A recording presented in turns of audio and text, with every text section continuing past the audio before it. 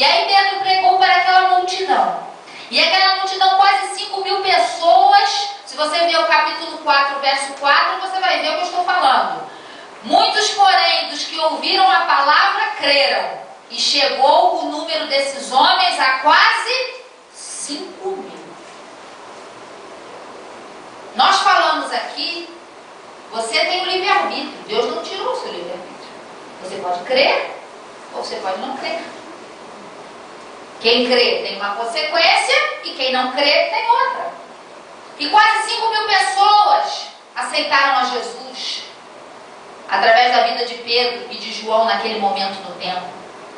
E aí, os sacerdotes, sentindo mal com aquilo, com muita inveja, chamaram eles. Verso 2 do capítulo 4. Doendo-se muito de que ensinassem o povo e anunciassem em Jesus a ressurreição dos mortos. E lançaram mão deles e os encerraram na prisão até ao dia seguinte, pois já era tarde. Deixaram para prender eles já de noitinha já. Só podia sair no dia seguinte. E eles foram para a prisão. E aí passou-se a noite. E aí no dia seguinte, chamaram eles dois. E aí perguntaram: o que a gente vai fazer com eles? A gente sabe que o homem era coxo mesmo. O milagre houve. Você já ouviu um ditado que diz assim: contra fatos não há argumentos? Se você tiver uma vida correta diante de Deus, for um verdadeiro cristão, se você exalar o caráter de Cristo, já falamos isso aqui algumas vezes, contra fatos não há argumento. O dia que você abrir a sua boca para falar de Jesus, ninguém vai poder te desmentir. Mas o problema é que nós temos uma vida toda errada e a gente quer falar de Jesus. Aí as pessoas nos apontam. As pessoas nos apontam. Aqueles homens estavam pregando a palavra e os sacerdotes ficaram perguntando: meu Deus, vocês estão fazendo isso em nome de quem? O que está acontecendo? Os sacerdotes não estavam entendendo. E aí, no verso 8, então Pedro, cheio do Espírito Santo, lhes disse: principais do povo e vós, anciãos de Israel, visto que hoje somos interrogados acerca do benefício feito a um homem enfermo e do modo como foi curado.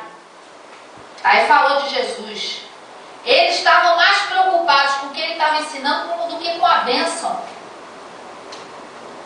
Isso a gente vê tanto acontecer hoje em dia. Às vezes você entra na igreja, a gente vê isso muito aqui, às vezes. A gente outro dia falou comigo: o que tem nessa igreja, né? Perguntaram para ela: o que tem nessa igreja? Eu quero ir lá ver o que tem nessa igreja. As pessoas estão mais preocupadas no que tem na igreja do que a bênção que Deus está fazendo na vida da pessoa. As pessoas estão mais preocupadas em questionar do que em ver o milagre que Deus tem feito. E nós mesmos estamos mais preocupados em questionar a Deus daquilo que Ele não fez do que prestar atenção naquilo que Ele já fez. Preste mais atenção naquilo que Deus já fez na sua vida. E pare de questionar o que Ele ainda não fez. Porque se Ele ainda não fez, Ele tem uma justificativa. Ele é Deus, acima de tudo. E se Ele não fez, é porque não chegou a hora. Deus tem o tempo dele. Deus não tem o tempo que a gente chama de cronos, que é esse tempo nosso do relógio, que tem 24 horas. O tempo de Deus chama kairos. Deus age na plenitude do tempo. Deus não chega atrasado nem chega adiantado, Ele age na plenitude. Só que nós raciocinamos como cronos, o tempo cronos, o dia, mês e ano. A gente está aqui, ó. O nosso tempo cronos, para que você entenda, está aqui. Segunda, terça, 3 horas, meio-dia, 5 horas da tarde, dezembro, janeiro. A gente está aqui no cronos. Deus está no tempo kairos dele por aqui, ó. Está demorando, mas Deus está no tempo dele aqui.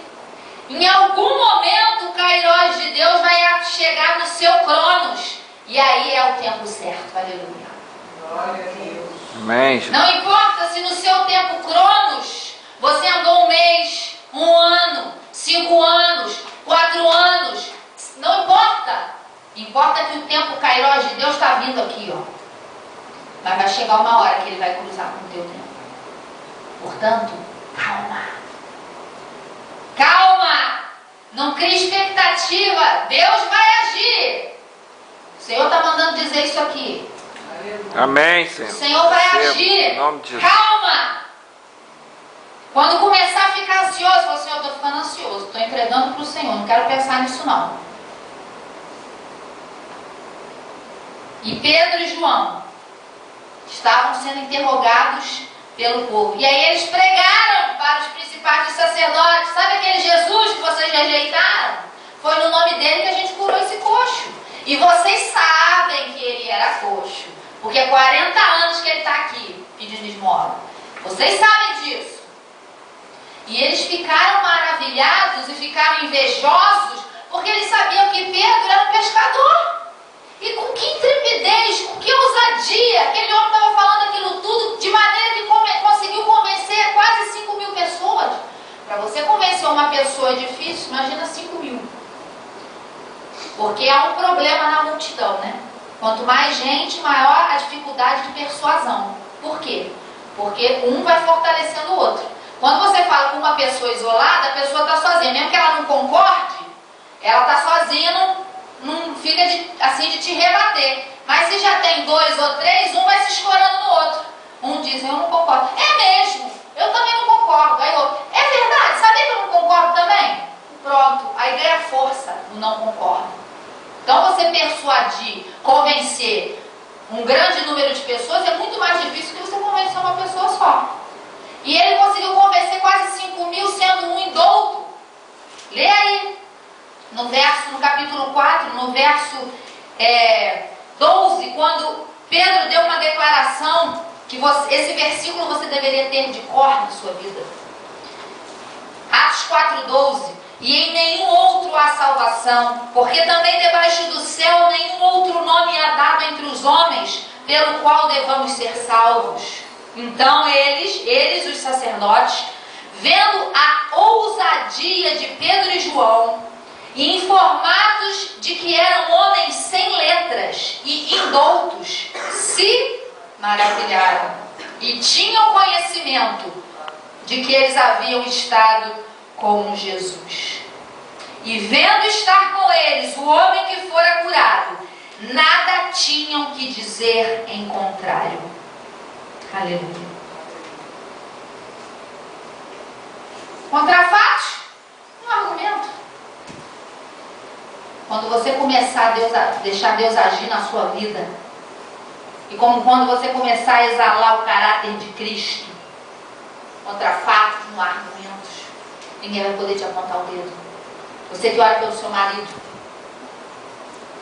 você que ora por um emprego, tenha a sua vida reta diante de Deus. Porque quando Ele olhar para você, Ele não vai ter motivo de te criticar, mas vai ver em você um exemplo. Um exemplo de conduta, um exemplo de perseverança, um exemplo de fé, um exemplo de convicção. A Bíblia diz que a mulher santifica o marido. Fique na sua posição. Deus vai agir. Como? Vou dizer como Eliseu disse. Deus não me manifestou. Não fui revelado. Deixa essa mulher vir a mim. Foi assim? Como Deus vai fazer, só Ele sabe. Mas que Ele vai fazer, vai. Tenha fé.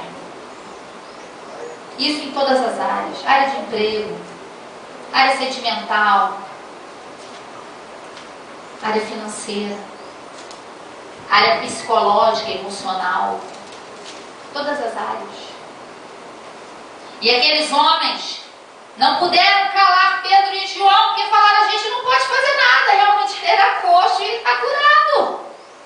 Verso 16, dizendo, que havemos de fazer a estes homens, porque a todos os que habitam em Jerusalém é manifesto que por eles foi feito um sinal notório, e não o podemos negar. Não pode negar. Mas mesmo assim, com medo da multidão, com medo do nome de Jesus, eles continuaram a ameaçar Pedro e João. Falaram, vocês não podem pregar aqui. Olha, vocês não podem. Olha, não pode. Porque tradição para eles era mais importante do que milagre. Tradição para eles era mais importante do que a salvação. Qual é o teu milagre? Eu digo para você, o teu milagre é o teu testemunho. Eu costumo dizer que o maior milagre é aquele que acontece aqui dentro de nós. Amém. É aquele que acontece no teu coração. É aquele milagre que você antes não podia ouvir falar de cristão. Você debochava, você ria. E hoje você está servindo ao Senhor. Amém. Esse é o maior milagre. Porque só você sabe que realmente foi um milagre. Só você sabe disso. Esse é o maior milagre. Quando você se decide, você pega aquela convicção de que eu quero seguir esse caminho. É o caminho verdadeiro, é esse que eu quero. Esse é o verdadeiro milagre. Qual é o teu milagre? É o teu testemunho.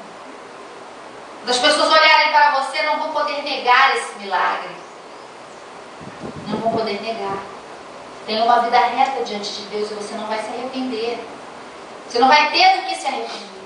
Porque Deus é fiel.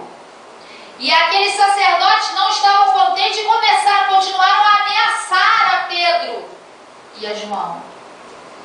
E aí eles fizeram algo que às vezes a gente não faz. Quando a gente se sente perseguido, quando a gente se sente ameaçado, a gente tem a tendência a reclamar, a murmurar, a criticar. Mas eles não fizeram isso. Olha o que eles fizeram.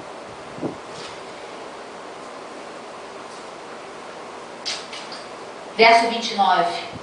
Primeiro leia o verso 17 que diz: mas para que não se divulgue mais entre o povo, ameacemo-los para que não falem mais nesse nome a homem algum.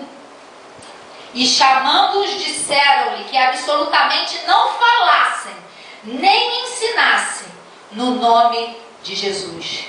Respondendo, porém, Pedro e João lhe disseram: julgai vós se é justo diante de Deus ouvir-vos antes a vós do que a Deus, porque não podemos deixar de falar do que temos visto e ouvido. Mas eles ainda o ameaçavam mais, e não achando motivo para os castigar, deixaram-no ir por causa do povo, porque todos glorificavam a Deus pelo que aconteceram. E assim eles foram soltos.